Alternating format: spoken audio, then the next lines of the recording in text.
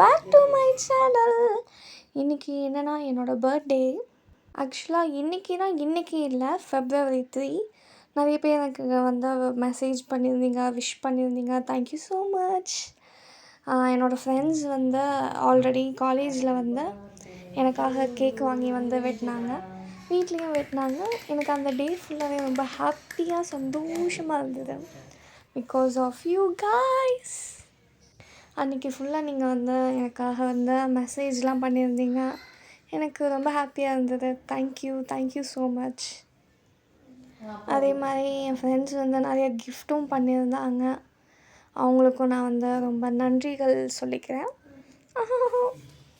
And ரீசெண்டாக வந்து எனக்கு வந்து நீலோத்தி சாங் வந்து ரொம்ப பிடிச்சிருந்தது.